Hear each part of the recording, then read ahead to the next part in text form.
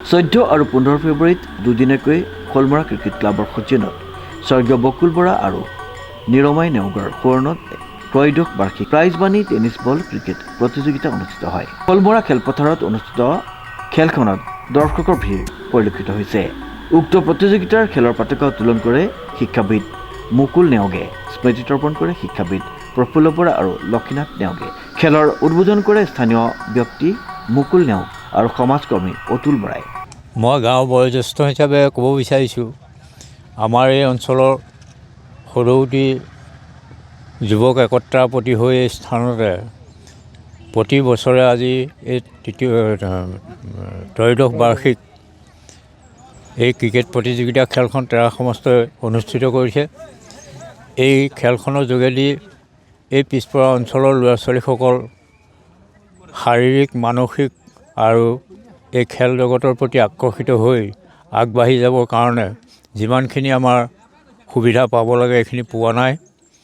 যথামাত্ৰ তেওঁলোকে এই কৃষি পথাৰতে খেল খেলিবৰ কাৰণে এই ফিল্ডখন প্ৰস্তুত কৰি পেলাই প্ৰতি বছৰে চলাই আহিছে আৰু যি তেৰা সমষ্টি তেওঁলোকৰ প্ৰচেষ্টা, এই প্ৰচেষ্টাৰ যোগেদি যাতে তেৰা সমষ্টই এই খেলৰ মাধ্যমেৰে ভৱিষ্যত জীৱনক গঢ়ি তুলিব পাৰে তাৰ কাৰণে মোৰ ফালৰ পৰা অনুৰোধ থাকে। 14 আৰু 15 ফেব্ৰুৱাৰীত দুদিনকৈ অনুষ্ঠিত কৰা উক্ত খেলৰ অন্তত বিজয়ী দলে প্ৰাইজ মানি 15,000 টকা পুৰস্কৃত কৰা হ'ব বুলি উদ্যোক্তাসকলে জানিবলৈ দিয়ে। আজি খলমৰা যুৱ সংঘই উদ্যোগত এই খেলপথাৰখন পৰিচালনা কৰি আছে। আজি ত্ৰয়োদশ বাৰ্ষিক খেলখন অনুষ্ঠিত কৰিছে। এইদৰে তেওঁলোকে এই খেল অনুষ্ঠিত কৰি উঠি অহা প্ৰজন্মক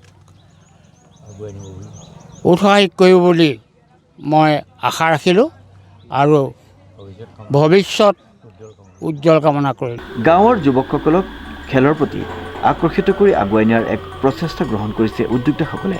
যিহেতু এখন স্থায়ী খেলপথাৰৰ বিশেষ প্ৰয়োজন আছে, সেয়েহে স্থানীয় ৰাইজে চৰকাৰলৈ আহ্বান জনাইছে চৰকাৰে যাতে এখন খেলপথাৰৰ ব্যৱস্থা কৰি খেলুৱৈসকলক আগুৱাই নিয়াৰ ক্ষেত্ৰত এক পদক্ষেপ গ্ৰহণ কৰে। নমস্কাৰ, আমি জয়তে খলমৰা ক্ৰিকেট ক্লাবৰ তৰফৰ পৰা অসমবাসী তথা আপোনালোকলৈ ধন্যবাদ জ্ঞাপন কৰিছোঁ।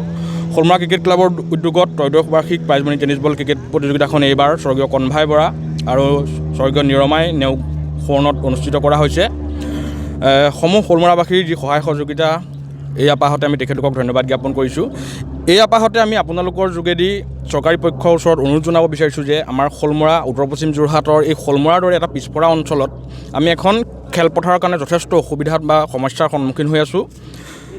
গতিকে আমি অসম চৰকাৰৰ ওচৰত অনুৰোধ জনাব বিচাৰিছোঁ যে এটা খলমৰা অঞ্চলত এখন স্থায়ী খেলপথাৰ যাতে নিৰ্মাণ কৰি দিয়ে, আমাৰ এই পাছপৰা অঞ্চলটোৰ যুৱকসকল খেলৰ যোগেদি ওলাই যাব পাৰে। আৰু এটা কথা ক'ব বিচাৰিছোঁ যে এজন মানুহ মানসিক আৰু শাৰীৰিকভাৱে সুস্থ হৈ থাকিবলৈ হ'লে খেলৰ প্ৰয়োজন। গতিকে খেল অভ্যাসৰ কাৰণে এখন খেলপথাৰ প্ৰয়োজন, যিটো আমি বিগত সময়বিলাকত খলমৰা অঞ্চলৰ যুৱকসকলে হওক বা উত্তৰ পশ্চিম যোৰহাটৰ যুৱকসকলে অনুভৱ কৰি আহিছোঁ। গতিকে পুনৰ আমি সকলোকে ধন্যবাদ জ্ঞাপন কৰিছোঁ। এই টেনিছ ক্ৰিকেটৰ জৰিয়তেও বৰ্তমান সময়ত এটা পেছাদাৰী ক্ৰিকেটৰ যিটো ব্যৱস্থা গঢ়ি উঠিছে। ইমানেই। বাকী আমাৰ খেলখনত আমি দুদিনীয়াকৈ অনুষ্ঠিত কৰিছোঁ 14 আৰু 15 ফেব্ৰুৱাৰী তাৰিখে। ইতিমধ্যে আমাৰ 14-15টা টিমে অংশগ্ৰহণ কৰিছেহি। আমাক ফোনযোগে জনাই আছে কালিলৈ প্ৰায় 30টাৰো অধিক টিম আমাৰ মাজত আহি উপস্থিত হ'বহি। তৃতীয়বাৰ মানে ত্ৰয়োদশ বাৰ্ষিক আমাৰ ক্ৰিকেট প্ৰতিযোগিতা বিগত সময়ছোৱাত আমি যথেষ্ট সফলতাৰে খেলসমূহ অনুষ্ঠিত কৰি আহিছোঁ। এইবছৰো আমাৰ খেলখন খুব সুন্দৰকৈ আমি সাফল্যমণ্ডিত কৰিম বুলি আশা ৰাখিছোঁ। ধন্যবাদ। আমি প্ৰাইজ মানি 15,000 টকা ৰাখিছোঁ। এটা কথা ক'ব লাগিব, বৰ্তমান সময়ত আমাৰ যুৱকসকল যিহেতু খুব ব্যস্ত হৈ পৰিছে, সেইকাৰণে আমি 11জনীয়া খেলবিলাক আচলতে ক্ৰিকেট খেলখন 11জনীয়া টিমেই কৰিব লাগে, কিন্তু এইবাৰ সেই কথাটোৰ প্ৰতি লক্ষ্য ৰাখি আমি 7 ছাইড 7জনীয়া দলে অংশগ্ৰহণ কৰিব পৰাকৈ খেলখনৰ অনুষ্ঠিত কৰিছোঁ। 15,000 টকা প্ৰাইজ মানি, 700 টকা জইন ফিজেৰে খেলখন অনুষ্ঠিত কৰিছোঁ। গতিকে আশা কৰিছোঁ সকলোৰে সহায় সহযোগিতাত আমি 2 দিনৰ কাৰ্যসূচীত সফল হ'ব পাৰিম। শ্ৰীমন্ত মাধৱ বৰুৱাৰ ৰিপৰ্ট, নিউজ নাও।